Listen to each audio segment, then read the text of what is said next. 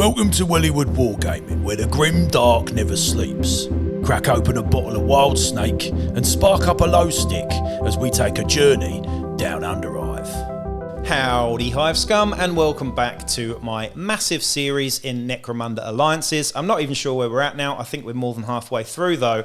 But today we're going to be talking about the Water Guild. These guys are flipping cool and the models are just fantastic. In fact, let's just talk about the models first. You get 3 models in this alliance and they are the Water Guild, and they look very unlike anything else in Necromunda except for maybe that bounty hunter, what's his face, with the hat and the thing on his back, you know.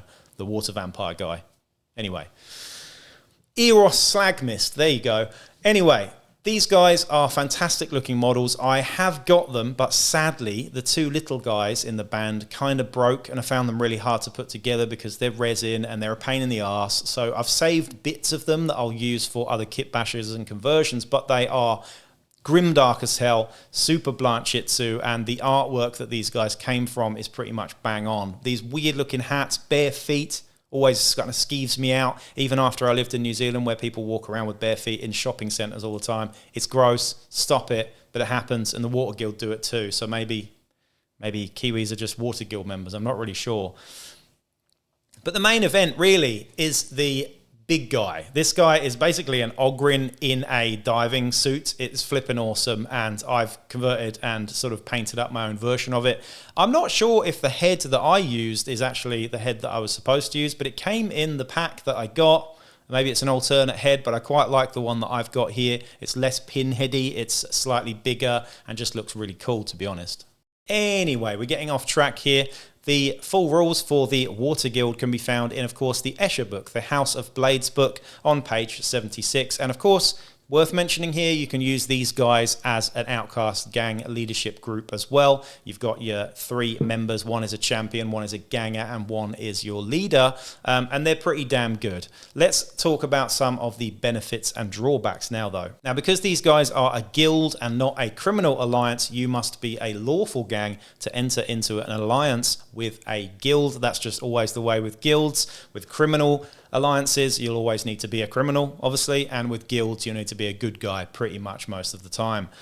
So that's one of the main rules there. We've also got strong alliance with House Escher. Because these guys are in the Escher book, they get the strong alliance with House Escher, meaning that you don't need to worry about testing the alliance the first time. It's all gravy, it's all good, baby, baby. Then, of course, we get the pure water supply. So unlike the water here in Sydney, these guys are using reverse osmosis on their water. So we've got, while the gang is allied with the Water Guild, they gain a free slopper hanger-on, representing an agent of the harvesters. If the gang already has a slopper in its employ, then their fighters will come out of recovery on a 5+ instead of a 6+. So really nice, you get a free slopper, doesn't count towards your hired gun, what shall I say, hanger-on allotment, I suppose, and doesn't eat into your rep either. Really nice to have.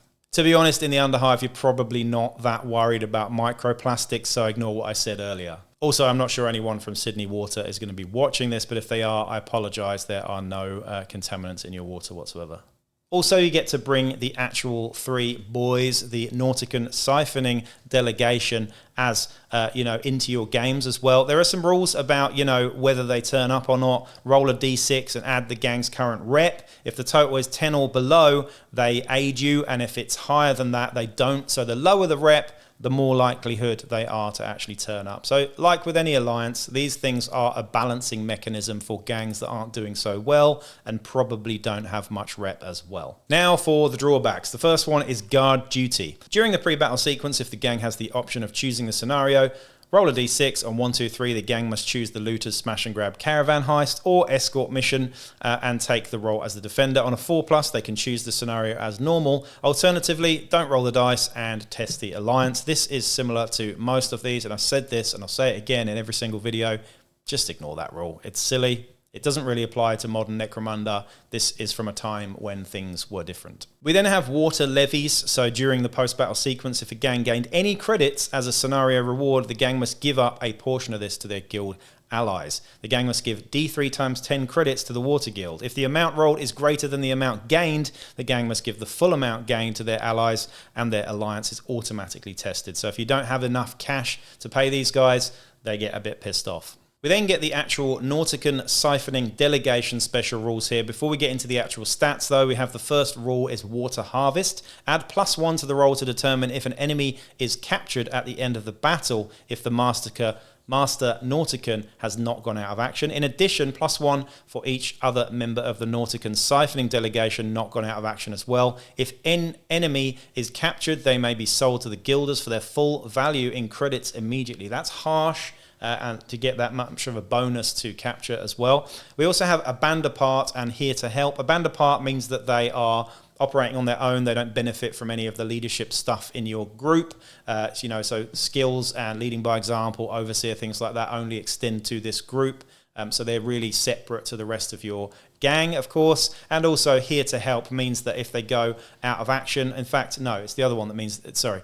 I'll go back a bit. A band apart means that if they go out of action, they are just out cold. You don't have to worry about serious injuries. And here to help, unlike other fighters, a Nautican siphoning delegation is not counted towards the choose crew step. You get them in addition to your crew. So you go over the number of what you're allowed, which is very nice indeed. And they are free too. Anyway, so the models are really cool, the fluff is really cool, and that's why you should take them. However, the rules and the stats aren't particularly good. But again, this was written at a time with early Necromunda, and we didn't have the rules bloat that we have now, unfortunately.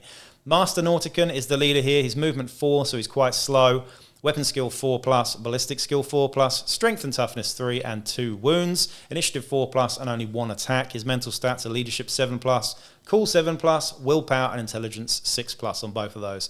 He comes with a needle pistol and a stiletto knife, so lots of tox in there, and again, kind of lines up with Escher pretty well there. He comes with step aside and overseer, and again, overseer can only be used in the delegation itself. In terms of war gear, he gets mesh armor, a bio booster, and a stim slug stash. All of those things are nice to have, and the guy gets group activation too, and the hierarchy of a leader as well, with that 12-inch leading by example. So yeah, for a leader profile, he's a little bit underwhelming, especially when you put him next to the slave guild leader, who is really actually very good. This guy, average weapon skill, ballistic skill, but yeah, needle pistol, stiletto knife, it's nice, but you know, he's just not as good as you want him to be, really. Then we've got the Cipher Knight. Now this guy is basically a champion, so he's got group activation 1 and all of the rules around champion. He looks really cool as well. Very strange head on this guy, and he's holding an icon too. His movement is 4, weapon skill 5+, so terrible there. Ballistic skill 4+, strength 2, so he's basically a ratling. Toughness 3, wounds 1, initiative 4+, and attacks 1, so dreadful stats. Worse than a hive scum in so many ways. In fact, worse than a lot of things at Necromunda. 8+ leadership, 8+ cool, willpower 6+, intelligence 6+. So yeah, just not good at all. He comes with a needle rifle, which looks great over the shoulder there, and a stiletto knife with the dodge skill. 6+ invuln is nice to have. Mesh armor and a cult icon there as well. So that is your Cipher Knight.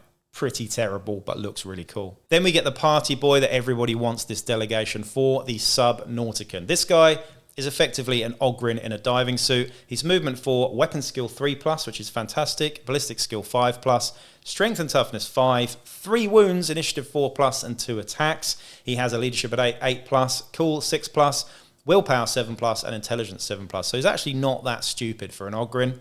Nice. He's got open fists, which are his weapon of choice here. They are -1 AP with knockback. That is it. They are melee or just close combat as well. And he has the berserker skill too. So he gets 4 attacks on the charge. It's pretty nice. He also comes with a hazard suit, which gives you a 6+ save, as well as immunity to blaze, as well as an armored undersuit, making it a 5+ save.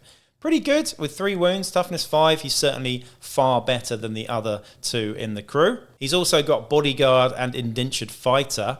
Bodyguard means that if your leader is hit within 2 inches of this guy, he gets to take all of the effects of that hit, which is definitely pretty good when you've got decent armor, decent toughness, and decent wounds. It's worth doing.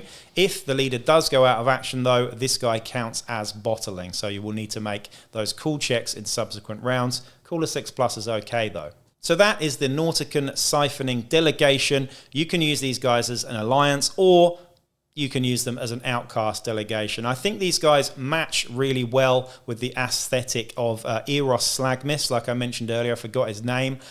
So he could be used as well in that gang. And, you know, like anything, you could change the equipment that they have. Sadly, you can't change the raw stats, or you could just use these guys as proxy miniatures for something else in Necromunda, because the rules are just open to you to exploit as much as you like, really. Nobody's going to mind you using these guys as something else, maybe some Vansar or some Escher or whatever you want to do with it. I really like these guys. Again, I feel like the rules just aren't very good and they look really cool. So rule of cool always over rule of good. So go with that and you'll enjoy them. Anyway, I hope you enjoyed this video and I'll be back with another one real soon. Peace out.